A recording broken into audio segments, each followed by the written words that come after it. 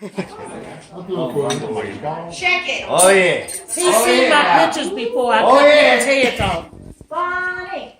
So a little bit about me and my brother Glenn. Let's start way back when. When we shared our room on Day Hill Road and you wouldn't shower, I had my health code. I'd swing my arm back and forth between our high-rise bed to be sure your feet never got near my pillow or head. I'm sorry for my taunting you with the theme from the TV show Batman and replaced Batman with my brother, Fat Man. It may have been my way of getting back at you for being so darn smart, like when back on Day Hill, you were able to design and build your very own go-kart. I don't know if you remember that. I don't know if he's going to remember that. With Lenny Valtoro and Tommy and Joey, and you designed it. Oh, how we fought and fought. You saw in Nanny's face how she thought, for brothers, this is just so uncouth. And I am reminded every time I run my tongue along my right front tooth. I got a little crack here from one of our good fights. And it's never been seen. You know early on that Glenn would do it his way and as he pleased, like when he first told me how savory it was to top a burger with cheese. I'm about 10, I think, 11 maybe. My brother's 9. And I can picture this, I don't know if you can. We're on the corner of Day Hill Road in Quentin, and we're on bicycles. And one block down is our Orthodox temple, and we were kosher. We had a kosher home. And my brother wheels up to me. I'm on the corner.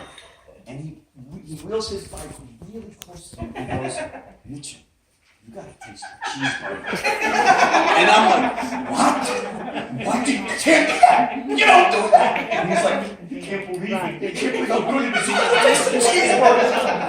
And I'm looking down the block at the Shabbos, this little old Jew that would walk around, and I always, in my head, the Jewish guilt, he's going to catch us, and he's walking around looking for us. And I'm picturing him coming down as my brother, and I'm telling you can't do that. God's going to strike us. You can't do that. No, Mitchell, I'm telling you, you can't believe what a cheeseburger is. And I'm like, no way.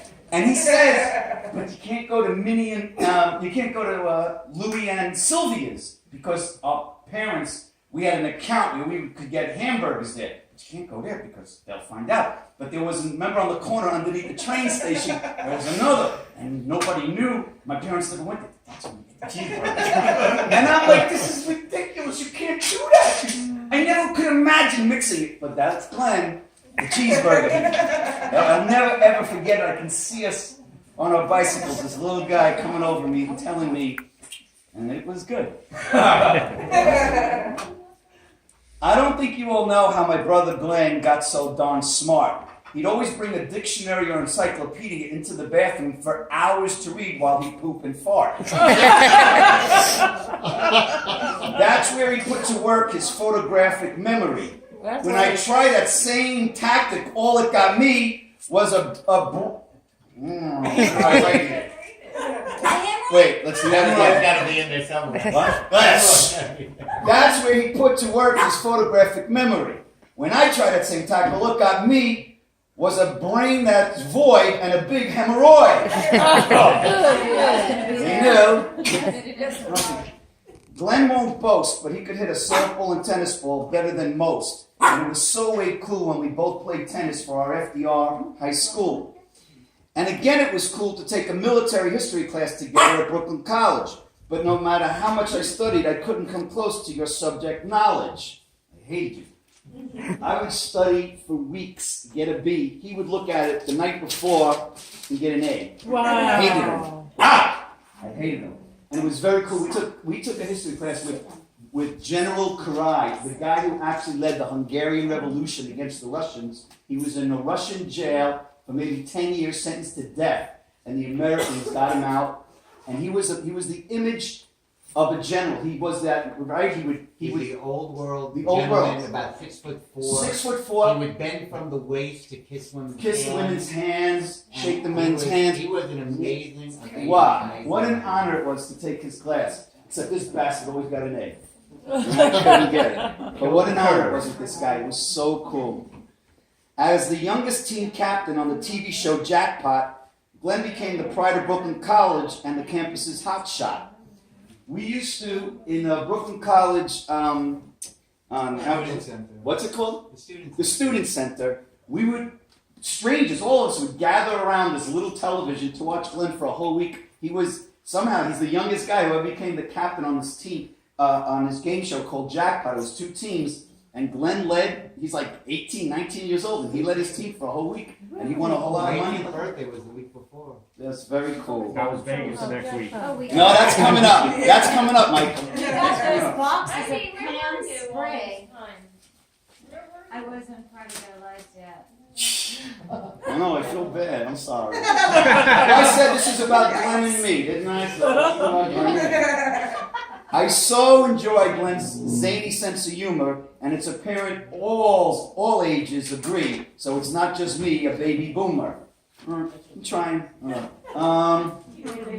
Here's another Glenn story you may not know. After winning a bunch of money on another game show, perhaps to sum a fool, he took a leave of absence from school, and off to Vegas he ruled. He, being young and feeling sly as a fox, he bought a piece of a pro who'd punch and box. I don't think, does anyone know that? Like, No, you owned a piece of a professional boxer for a little while in Vegas? Sugar Demon Owens, Jimmy Owens. Actually fought Marvin Hagler twice. Got disqualified both times. I can't remember exactly. Glenn owned a piece of a professional boxer when he lived in Vegas. Really good guy. With the money he won on the game He's show. a Jewish Don King. The Jewish Don King. No, He owned a piece of this boxer. I bet anybody knew that one. Or how about the time on another game show, when again he would win a whole bunch of dough, Glenn leaps with joy and his pants tear. And oh boy, there's no underwear!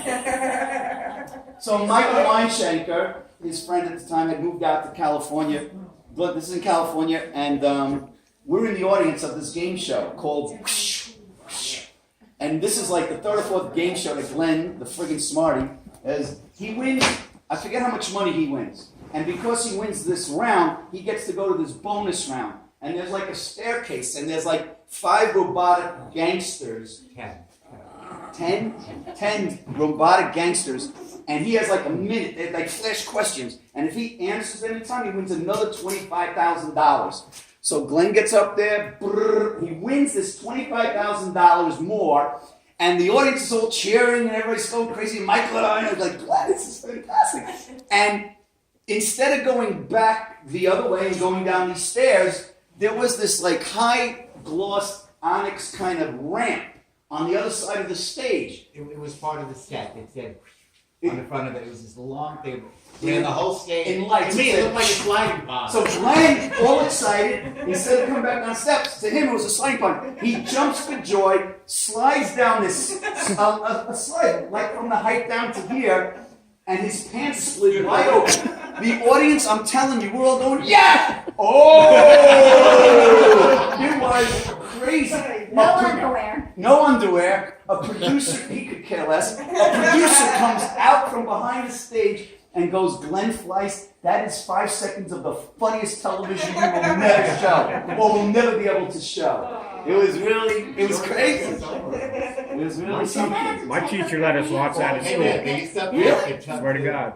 His teacher let them watch that in show goes, wow, you said my I cousin's went to going to... private school then, And then when he our was on- teacher let us watch it in my class. Really? When you Like the slip that uncut pants, version? well, You remember, no? I got the And then when pants. he was on the Millionaire Show, Meredith Vieira. Yes, she actually brought that up. The host of when he was on, what was the new show? Who Wants to Be a Millionaire. When Glenn was on that show, Bonnie was in the audience, and they show her face while they asked Glenn about the underwear thing, and it was like, Glenn was like, kind of good luck, and she goes, well, Glenn, are you wearing, you know?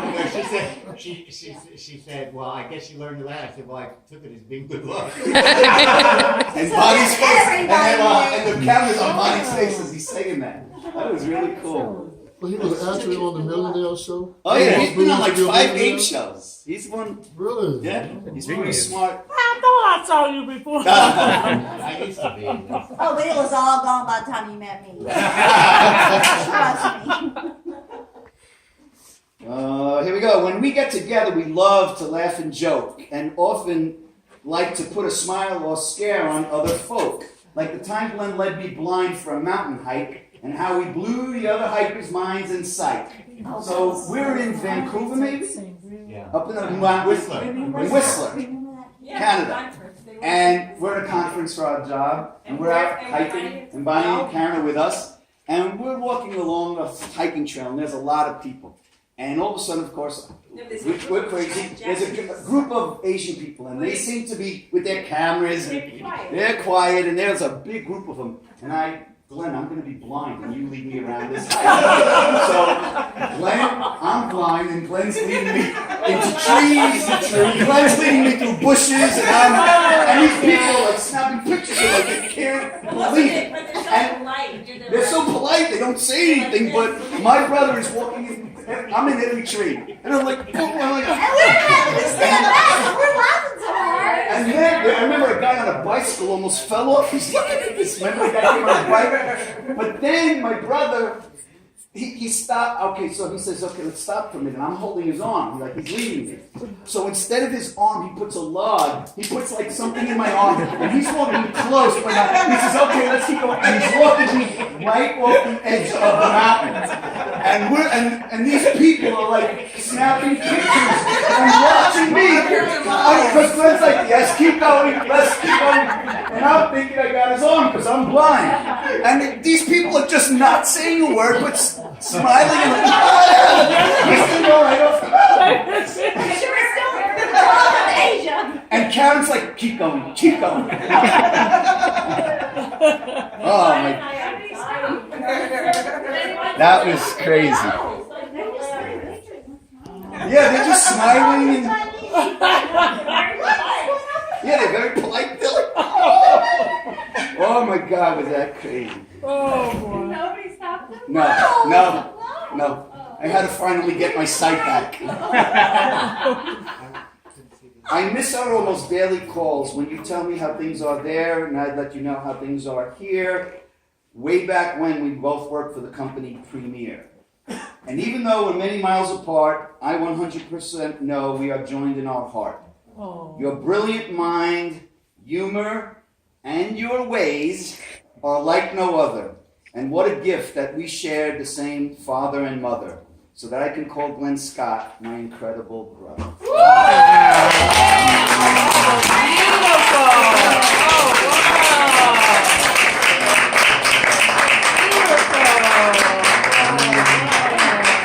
Karen, get the camera. It's going to be cheap.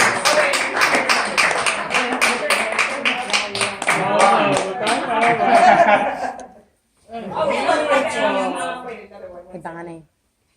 I'm turn around.